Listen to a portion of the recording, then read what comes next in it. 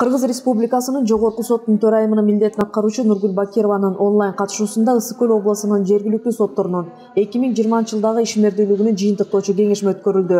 Кеңешмеге Кыргыз Республикасынын Жогорку сотунун төрайымынын орун басарлары Нургүл Асанова, Айнаш Тукпаева, Жогорку сотко караштуу сот департаментинин директору Урмат Кожомбердиевдер катышты. Ошондой эле Ысык Көл облусунун сотунун төрайымы Гүлкайыр Алиева, анын орун басарлары, облустук соттун судьялары, шаардык райондук административдик соттордун төрагалары жана судьялары катышты. Жыйында биринчи инстанция сотторунун төрагалары өздөрүнүн каралган иштери боюнча жүргүзүлгөн талдоолору жана көрүлүп жаткан иш-аракеттер тууралуу маалымат менен тааныштырып, иштерди кароодо соттордун иштерин уюштурууда жаралган кээ бир көйгөйлөрдү чечүү жолдорун талкуулашты.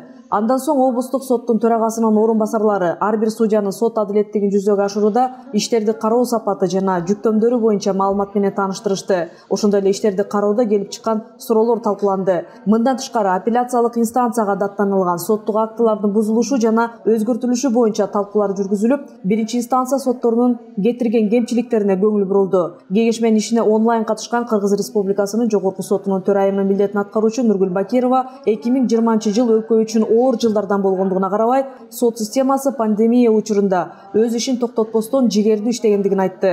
Ысык Көл облусунун судьяларынын өткөн жылдын жыйынтыгы боюнча жалпы көрсөткүчтөрү менен жетишкендиктерин жогору баалап, мындан ары дагы сот адилеттигин жүргүзүүдө ийгиликтерди каалады.